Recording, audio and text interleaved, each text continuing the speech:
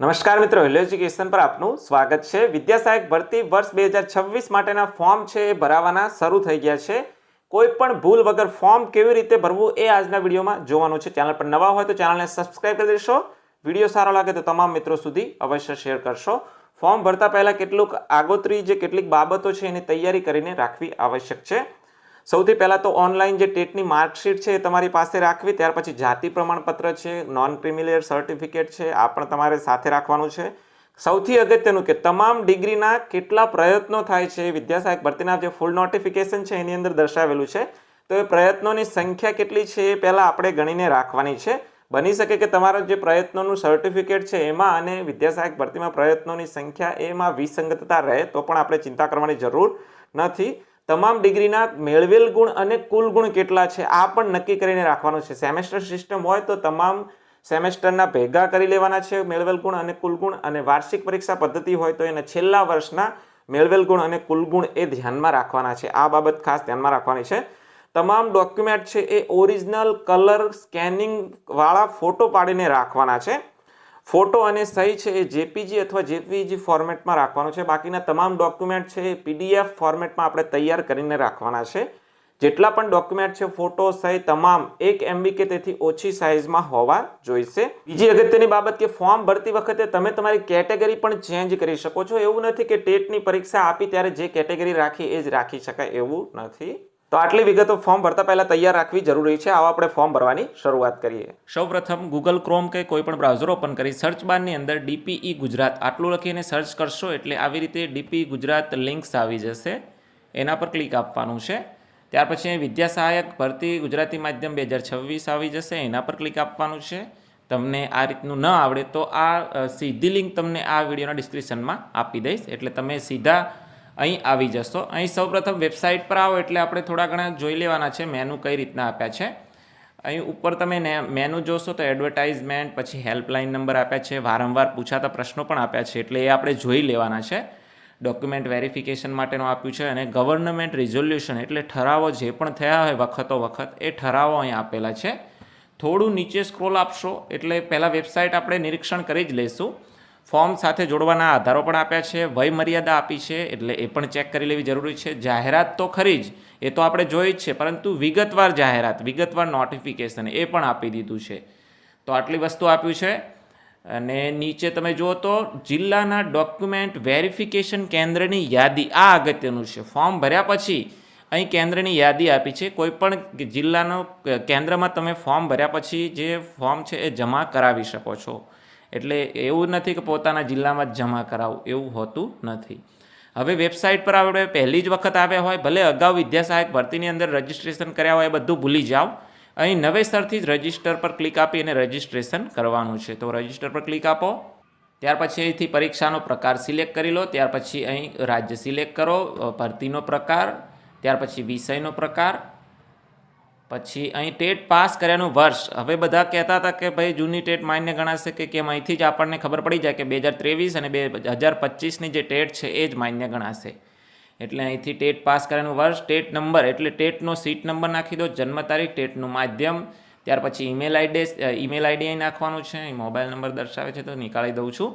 ત્યાર પછી mobile number, password નાખી દો। પાસવર્ડ 4 અંકો કે તેથી વધારે આંકડાનો પણ તમે રાખી શકો છો, ખાલી આંકડા રાખો, તમારે જે પણ રીતે રાખવો એટલો, પણ 4 અંકો કે તેથી વધારે રાખવાનો છે। ત્યાર પછી અહીં કેપ્ચા નાખો, રજિસ્ટર પર ક્લિક આપો। હવે જે મોબાઈલ નંબર નાખ્યો છે એના પર ઓટીપી આવશે, અહીં ઓકે આપી અહીં ઓટીપી દાખલ કરી સબમિટ આપી દો। સક્સેસનો મેસેજ આવી જશે, ઓકે આપી દો। હવે પેજ રિફ્રેશ થઈ જશે। લોગિન માટે તમને કહેશે અહીં ટેટનો સીટ નંબર નાખો, ટેટ પાસ કર્યાનું વર્ષ, ભરતીનો પ્રકાર, મોબાઈલ નંબર, પાસવર્ડ, અહીં કેપ્ચા નાખી લોગિન કરી લો। લોગિન કરશો એટલે આ રીતનું ડેશબોર્ડ જોવા મળશે। અહીં તમે જોશો તો એપ્લિકેશન રજિસ્ટર્ડ એવું બતાવે છે, એટલે રજિસ્ટ્રેશન આપણું ક્લિયર થયું છે। બાકીનું સ્ટેજ છે બાકી છે વેરિફિકેશન માટેનું પણ।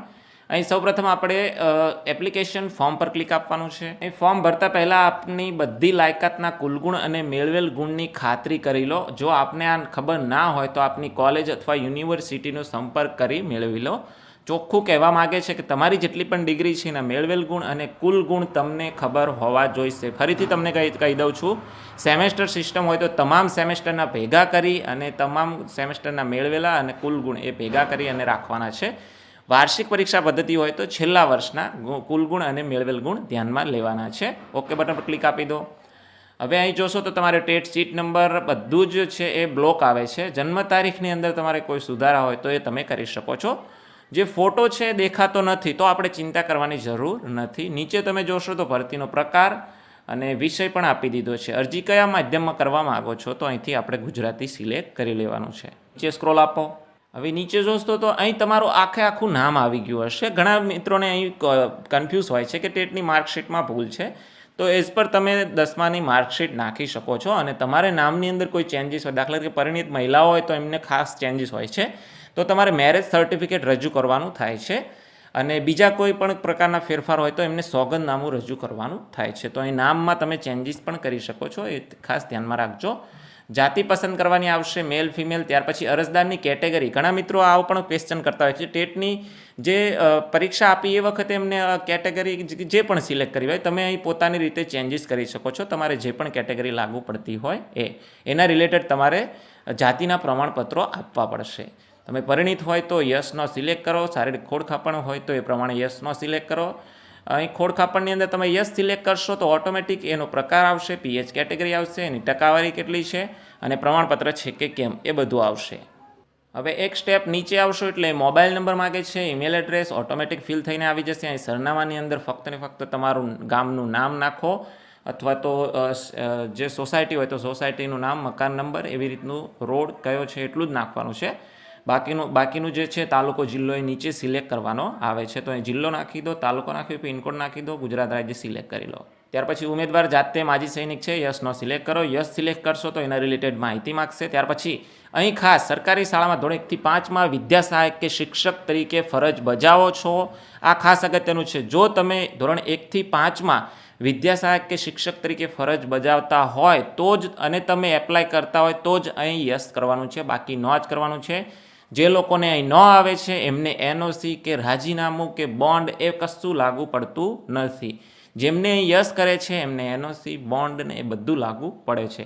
સેમ સંવર્ગમાં તમે એપ્લિકેશન કરો છો તો બોન્ડ, એનઓસી, રાજીનામું આ લાગુ પડે છે. આશ્રમ શાળાવાળા હોય કે બીજા અન્ય કોઈ પણ ડિપાર્ટમેન્ટવાળા હોય એ આની અંદર ફોર્મ ભરે છે તો એમને અહીં ન જ આવશે.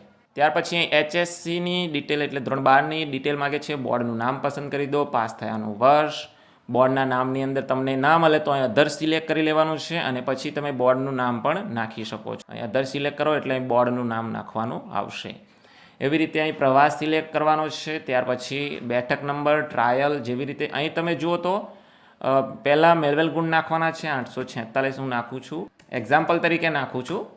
હવે નીચે જોશો તો ટકાવારી છે એ ઓટોમેટિક લખાઈને આવી જાય છે. એટલે ફક્ત તમારે મેળવેલ ગુણ અને કુલ ગુણ જ નાખવાના થાય છે. અહીં ટ્રાયલ નાખી દેવાની છે. ટ્રાયલમાં બની શકે વિસંગતતા થાય તો ચિંતા કરવાની જરૂર નથી. તમારા ટ્રાયલ સર્ટિફિકેટમાં જેટલા ટ્રાયલ હોય એટલા અહીં નાખી દો. હવે અહીં સ્નાતકની લાયકાત નાખવાની છે. ગ્રેજ્યુએશન તમે કોઈ પણ કર્યું હોય તો પણ અહીં વધારાના 5 ગુણ મળવાપાત્ર છે કોઈ પણ વિષય સાથે. એવું નથી કે સાયન્સ કરીને પછી BA કર્યું હોય તો ના ગણે, એવું નથી. કોઈ પણ ગ્રેજ્યુએશન ચાલે છે. તમારે આની અંદરથી સિલેક્શન ના થતું હોય અને અધર ગ્રેજ્યુએશન સમકક્ષ ડિગ્રી હોય તો પણ તમે અધર સિલેક્ટ કરી અને તમે એને એડ કરી શકો છો. 5% ગુણ તમને મળવાપાત્ર થાય છે. વિષય સિલેક્ટ કરવાનો છે, રાજ્ય સિલેક્ટ કરવાનું છે, યુનિવર્સિટીનું નામ સિલેક્ટ કરવાનું આવશે. ત્યાર પછી અભ્યાસનો પ્રકાર, પાસ થયાનું વર્ષ, બેઠક નંબર, ટ્રાયલ, મેળવેલ ગુણ, કુલ ગુણ નાખી દો અને ઓટોમેટિક ટકાવારી આવી જશે. નીચે સ્ક્રોલ આપો એટલે અહીં પણ તમારે હવે અહીં તમે જુઓ તો PTC, DLED આટલા બધા ઓપ્શન આપ્યા છે. NIOS વાળું DLED છે એ પણ માન્ય છે. અમુક વિદ્યાર્થીઓ મને આ પણ ક્વેશ્ચન કર્યો હતો અને જેને DLED સેકન્ડ યર ચાલુ છે એમના માટે સ્પેશિયલ ઓપ્શન મૂક્યો છે. DLED સેકન્ડ યર સ્ટુડન્ટ એ સિલેક્ટ કરશો, કોલેજનું નામ આવે છે અને કદાચ વિદ્યાર્થીનો રોલ નંબર આવે છે તો એટલી વસ્તુ નાખવાની આવશે. એ જેટલા પણ ઓપ્શન તમારે ઓપન થાય છે એ ફિલઅપ કરી દેવાના છે. અહીં મેં પહેલાં PTC સિલેક્ટ કરી લીધું હતું અને સેવ આપી દીધું એટલે અહીં લગભગ પૂરતા ઓપ્શન ઓપન થતા નથી. એટલે DLED સેકન્ડ યર માટે હોય તો એમને જે પણ ઓપ્શન ઓપન થશે તો એમાં સીટ નંબર નાખવાનો આવે છે, વિદ્યાર્થીનો રોલ નંબર. તો અહીંથી હું PTC સિલેક્ટ કરી લઉં છું. ત્યાર પછી અહીં રાજ્ય, યુનિવર્સિટીનું નામ, કોલેજનું નામ, પાસ થયાનું વર્ષ, બેઠક નંબર, ટ્રાયલ, અભ્યાસનો પ્રકાર. ત્યાર પછી કોલેજ, NCT, RCI માન્ય છે કે કેમ, યસ સિલેક્ટ રહેવા દેવાનું છે. મેળવેલ ગુણ નાખવાના છે, કુલ ગુણ નાખો, ઓટોમેટિક ટકાવારી આવી જશે. નીચે સ્ક્રોલ આપો એટલે આ બંને ચેકબોક્સ છે ખરા કરી દેવાના છે કે મેં માહિતી ભરી એ સાચી છે. ખોટી ઠરશે તો ઉમેદવારી રદ થશે અને નિમણૂક પણ રદ થશે. ત્યાર પછી અહીં નિયમો છે એ જાહેરાત છે બધી મેં વાંચી છે અને ત્યાર પછી જ ફોર્મ ભરું છું અને જે જાહેરાતના જે નિયમો છે જોગવાઈઓ છે મને બંધન કરતા છે આવું ટીક માર્ક કરી દેવાનું છે અને સેવ બટન પર ક્લિક આપી દો. ત્યાર પછી ડેટા સેવડ સક્સેસફુલી મેસેજ આવી જશે, ઓકે બટન પર ક્લિક આપી દો. હવે એપ્લિકેશનનું સ્ટેટસ છે અપડેટ થઈ ગયું છે, ફોર્મ ફિલ્ડ અપ આવી ગયું છે એટલે આપણે ખાલી ફોર્મ ભર્યું છે. હવે ડોક્યુમેન્ટ અપલોડ કરવા માટે કેન્ડિડેટ અપલોડ ડોક્યુમેન્ટ પર ક્લિક આપવાનું છે. હવે આ રીતે ડોક્યુમેન્ટ અપલોડ માટેનું પેજ છે ઓપન થઈ ગયું છે. ઉમેદવારનો ફોટો અને સહી છે જેપીજી કે જેપીજી ફોર્મેટમાં રાખવાનો છે. ત્યાર બીજા બધા ડોક્યુમેન્ટ છે પીડીએફ ફોર્મેટમાં 1 MB કે તેથી ઓછી સાઇઝમાં. ઓરિજિનલ કલરિંગ જે માર્કશીટો હોય ફોટા હોય એની પરથી આપણે ફોટા પાડવાના છે. એટલે ઓરિજિનલ ડોક્યુમેન્ટ પરથી ફોટા પાડી અને 1 MB કે તેથી ઓછી સાઇઝમાં સેટ કરી દેવાના છે. તમામ પ્રયત્નોની તમામ સેમેસ્ટરની તમામ માર્કશીટો અહીં અપલોડ કરવાની થશે એટલે આ પણ ખાસ ધ્યાનમાં રાખજો. વધારાના કોઈ ડોક્યુમેન્ટ હોય તો તમે અહીં અન્ય ડોક્યુમેન્ટ છે ત્યાં અહીં અપલોડ કરી શકો છો. આ બાજુ તમે જુઓ તો ચેકબોક્સ આપેલા છે. એનો અર્થ એવો છે કે ચેકબોક્સ આપેલા છે એ મરજિયાત ડોક્યુમેન્ટ છે. તમે અપલોડ કર્યા હોય તમારે લાગુ પડતા હોય તો અપલોડ કરો, ત્યાર પછી જ તમારે ટીક કરવાનું થશે. જે ટીક નથી આપ્યું ત્યાં ચેકબોક્સ નથી આપ્યા એ ફરજિયાત છે. તો આ બધા જે ડોક્યુમેન્ટ છે ફરજિયાત છે. હવે અહીં હું અપલોડ કરવા માટે અહીં ક્લિક આપીશ અને પછી ફાઇલ સિલેક્ટ કરી લઈશ. ફોટો આવી રીતનો આવી ગયો છે, અપલોડ પર ક્લિક આપવાનું છે. અપલોડ થઈ જાય એટલે અપલોડેડ ઓપ્શન આવી જશે અને અહીં વ્યૂનો ઓપ્શન આવશે એટલે કયું ડોક્યુમેન્ટ તમે અપલોડ કર્યું છે જોઈ શકશો. ખોટું હોય તો રિમૂવ પણ કરી શકશો. એવી રીતે અપલોડની પ્રોસેસ થઈ જશે. પછી તમારે અહીં લાગુ પડતા હોય ત્યાં ટિક માર્ક કરી દેવાનું છે. પણ યાદ રાખશો કે જ્યાં ટિક માર્ક કરો છો ત્યાં સામે ફાઇલ અપલોડ કરેલી હોવી જોઈએ. ત્યાર પછી નીચે સ્ક્રોલ આપી અને પછી સબમિટ પર ક્લિક આપી દેવાનું છે. સક્સેસનો મેસેજ આવી જશે. હવે એપ્લિકેશન ફોર્મ ભરાઈ ગયું છે, ડોક્યુમેન્ટ અપલોડ થઈ ગયા છે. હવે કેન્ડિડેટ એપ્લિકેશન પ્રિન્ટ પર ક્લિક આપવાનું છે અને એપ્લિકેશન પ્રિન્ટ છે આપણે ડાઉનલોડ કરી લેવાની છે. ત્યાર પછી પ્રિન્ટ ચેકલિસ્ટ આના પર પણ ક્લિક આપી અને ચેકલિસ્ટ છે આપણે ડાઉનલોડ કરી લેવાનું છે. પ્રિન્ટ ચેકલિસ્ટની અંદર આપણે કશું કરવાનું નથી, એ ફક્ત ઓફિસ યુઝ ઓનલી લખેલું હશે ઉપર. વિડીયોના શરૂઆતમાં જ મેં તમને કહ્યું છે કે ક્યાં સ્વીકાર કેન્દ્રોની યાદી આપી છે. એ તમારા જિલ્લાના જે સ્વીકાર કેન્દ્ર હોય તમારે કોઈ પણ જિલ્લાના સ્વીકાર કેન્દ્રો પર તમે જમા કરાવી શકો છો. ત્યાં તમારે આ ફોર્મની પ્રિન્ટ, ત્યાર પછી એપ્લિકેશનની પ્રિન્ટ અને જે પણ ડોક્યુમેન્ટ છે લાગુ પડતા હોય તમામ ડોક્યુમેન્ટની પ્રિન્ટ એક બંચ બનાવીને લઈ જવાનો છે અને એ ઓરિજિનલ પણ સાથે લઈ જવાનો છે એક બંચ. એટલે ત્યાં ચેક કરવા માગશે. હવે ત્યાં સ્વીકાર કેન્દ્ર પર જશો એટલે ત્યાં તમારે ડોક્યુમેન્ટ કયા ક્રમમાં ગોઠવાય એનો ક્રમ આપેલો હશે. ત્યાં જે આપણે ફટાફટ ક્રમ ગોઠવી દેવાનો છે અને એ મુજબ પાસપોર્ટ સાઇઝના ફોટા પણ લઈ જજો, કદાચ જરૂર પડે તો ત્યાં કામ આવશે. એવી રીતે ગોઠવી દેવાનો છે અને ત્યાં પછી તમારો વારો આવે એટલે તમારે ત્યાં ફોર્મ જમા કરાવી દેવાનું છે. તમારે એક પહોંચ આપશે કે તમારા ફોર્મ મળ્યા બદલની એક પહોંચ આપશે. એમાં ટિક માર્ક કરેલું હશે કેટલા ડોક્યુમેન્ટ તમે જમા કરાવ્યા છે અને એ પહોંચ પર સિક્કો મારીને આપશે. એનો મતલબ કે તમારું ફોર્મ ભરવાની જે પ્રોસેસ છે સંપૂર્ણ સક્સેસ થઈ છે, તમારું ફોર્મ સબમિટ થઈ ગયું છે. એટલે ફોર્મ ભરવાની પ્રોસેસ પૂરી થાય છે. બની શકે તમારે ત્યાં કોઈ ક્વેરી આવે છે, ક્વેરી આવે તો તમારે ફરી આ રીતનું લોગિન થઈ જવાનું છે અને એપ્લિકેશન ફોર્મમાં ક્વેરી આવી હોય તો ત્યાં તમારે એડિટ કરી દેવાનું છે. ડોક્યુમેન્ટ અપલોડની અંદર ક્વેરી આવી હોય તો ત્યાં પણ તમારે સુધારી અને અપલોડ કરી દેવાનું છે. ફરી પ્રિન્ટ કાઢવાની થશે, આની પણ ફરી પ્રિન્ટ કાઢવાની થશે અને પછી પાછું વેરિફિકેશન કરાવવાનું થશે. તો આ રીતનું તમે સફળતાપૂર્વક ફોર્મ ભરી શકો છો. ફોર્મ ભરતી વખતે કે ડોક્યુમેન્ટ રિલેટેડ તમને કોઈ પણ ક્વેશ્ચન હોય તો કમેન્ટ બોક્સની અંદર પ્લીઝ કમેન્ટ કરજો. ચેનલ પર નવા હોય તો ચેનલને સબસ્ક્રાઈબ કરી દેશો. વિડીયો સારો લાગે તો તમામ મિત્રો સુધી અવશ્ય શેર કરશો.